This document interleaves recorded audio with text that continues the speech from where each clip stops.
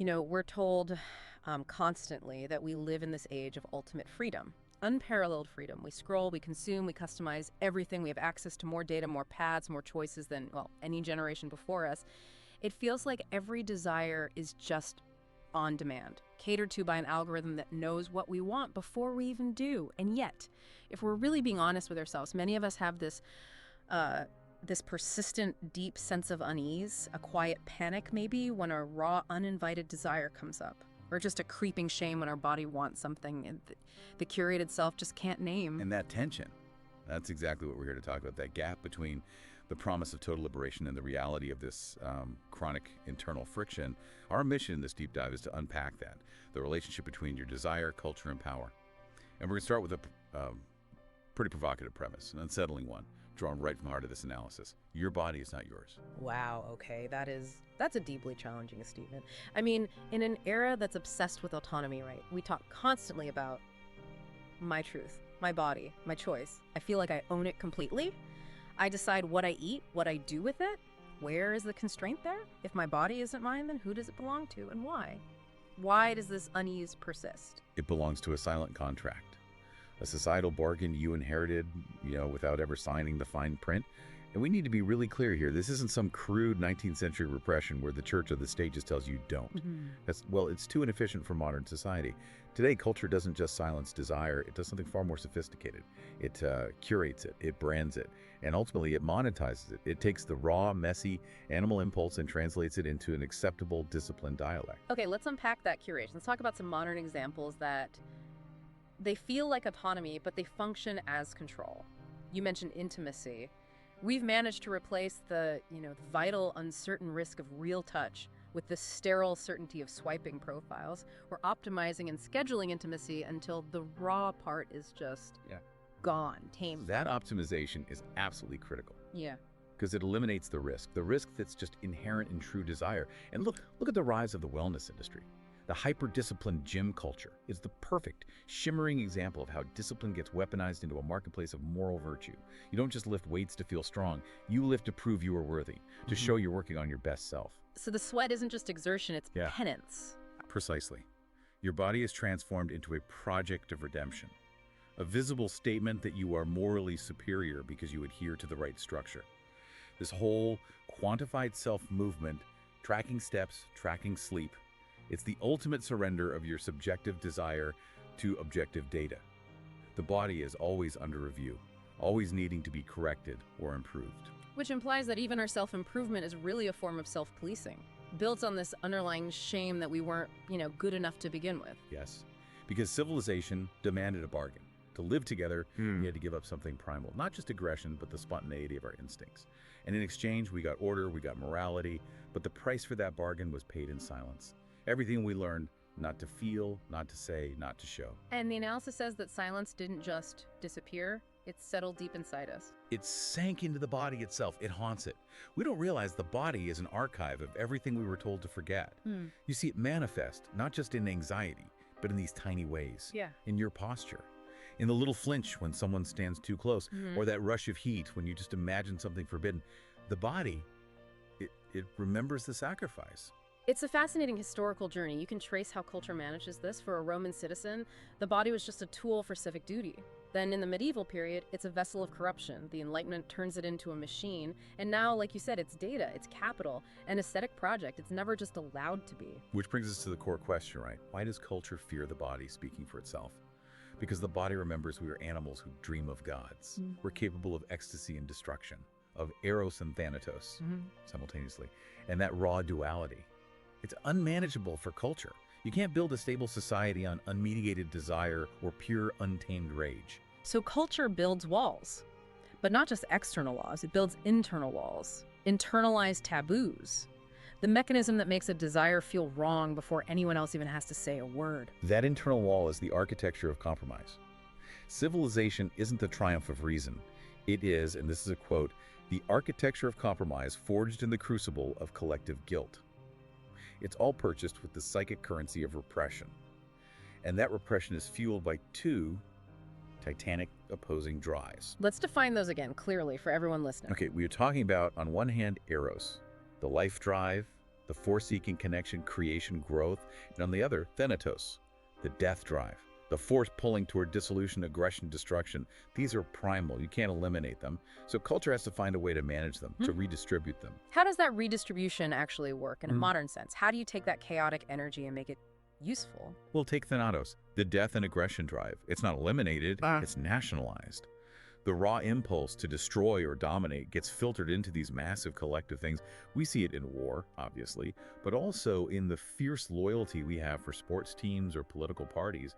It lets us experience that rush of us versus them, that domination, without personal guilt, without consequence. Our individual rage gets a collective, acceptable target. That makes so much sense. It explains why political outrage on social media feels so intoxicating. It's sanctioned aggression, a release valve for thanatos. It's the sanctioned outlet, exactly. And conversely, lust, a core part of Eros, isn't extinguished, it's privatized. It's contained, disciplined, channeled into these predefined boundaries, like monogamy or the swiping apps we talked about. Desire is permitted, but only after it's been scrubbed of its terrifying, spontaneous edge. And the instrument that keeps us on that sanctioned path is the superego. This has to be the part that feels like that unease, the internal judge. That's it.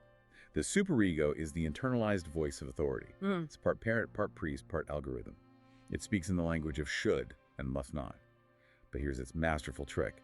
It doesn't sound like some external tyrant you could rebel against. It sounds exactly like you. It colonizes your internal monologue. And its weapon of choice isn't sharp discipline, it's something duller, more constant. Its favorite weapon is guilt. And not the sharp guilt of doing a specific wrong thing. It's the dull, chronic guilt of just being too much, too hungry, too angry, too desirous, too loud. And that chronic guilt is what leads you to confuse the superego's voice, which is just cultural fear, with your actual conscience. You mistake conformity for virtue. So we police ourselves because we confuse the pain of shame with the clarity of ethical thinking. The analogy of ancient sacrifice helps here. The tribe offers the goat to externalize its violence. We're still doing that, just psychologically. The structure is identical. We sacrifice a part of our inner truth, our raw desire, our genuine rage, to ensure the collective survives. And more importantly, that we survive inside it. Which brings us to how these impulses are managed, how they get transmuted. This is where we get to sublimation. The psychological alchemy that takes forbidden impulses, lust, rage, envy, and transforms them, turns them into higher things like art, ambition, revolution. Is this a healthy thing, a transcendence of instinct, or is it just a detour? The sources argue, quite forcefully, that sublimation is civilization's deepest deception. We celebrate it as transcendence, but the original impulse, it never vanishes, it just simmers under the surface. And it inevitably distorts the very things meant to contain it. The artist paints with an intensity born from the desire they couldn't touch. The philosopher writes volumes because they couldn't let themselves just scream. That's a heavy reframing of human achievement. Yeah. And you can see the symptoms of this distortion in modern culture, especially in what you could call moral inflation. Exactly, moral inflation. It works like currency devaluation. The societal demand for virtue is so high, and the supply of moral performance is everywhere, especially online. So the value of any single good act just plummets. This forces you into ever more extreme displays of righteousness just to prove you're morally solvent. The displays get noisier, more performative, and the target is always shifting. And this creates new cages. Cages built inside this presumed liberation. You see new forms of shame emerging, the shame of toxic masculinity, the shame of having a problematic attraction, the policing of language, of thought. The superego lost its old god, so now it demands this ceaseless, visible, public evidence of virtue. Morality becomes performance art. And the cost to the individual of this constant self-curation, this relentless performance, it has to be immense. It is exhausting. Every single time a genuine, messy impulse gets suppressed for the sake of being good, the superego gets fed, and the authentic self gets starved. And this leads directly to the symptoms we see everywhere. Chronic anxiety, burnout, which is really just equating productivity with your moral worth. That quiet despair, the feeling of being exhausted by freedom because you have to constantly manage and present the right version of yourself. These are not individual failures, they are cultural symptoms, coded messages from the body's repressed archive. Which brings us to the final, really unsettling paradox of this whole analysis. That we actually collaborate in our own domestication. It's not just that we're oppressed, it's that we choose safety over authenticity. Why do we collaborate? Because the raw truth of desire and rage felt unbearable. We exiled ourselves from our instincts because the spontaneity was too frightening, the consequences too high. The most seductive cages are the ones we build ourselves. We line them with the language of self-awareness, mindfulness, personalized care. The prison starts speaking in our own voice, telling us it's protecting us from the unbearable weight of real choice. That's the terror of choice. To be truly free is to be fully responsible for your own messy longing, to face the loneliness of wanting something that nobody can validate for you. And deep down, we know civilization depends on repression to function.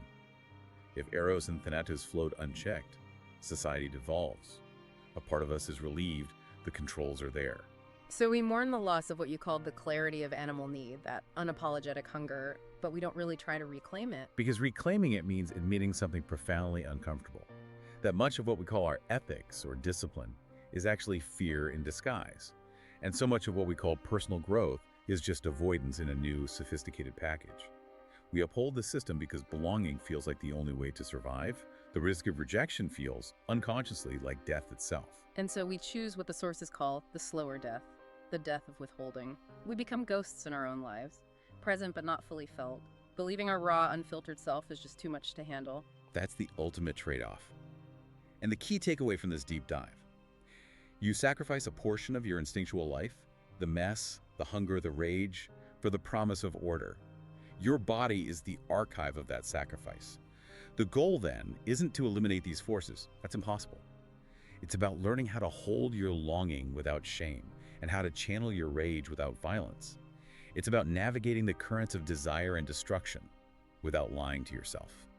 If culture is built on repression and we uphold it by repressing ourselves, then the system we're fighting against, the one causing the unease, it isn't external, it's us. That's it. That is a truly destabilizing thought. It is. We have to stop treating the body like a crime scene, to be constantly polished and patrolled, and start realizing it might be the sanctuary that holds the unedited truth. So we'll leave you with this challenging question to sit with. What if I've been free all along and just too afraid to move? That's definitely something to sit with. For a long time after this is over, we'll be thinking about this one.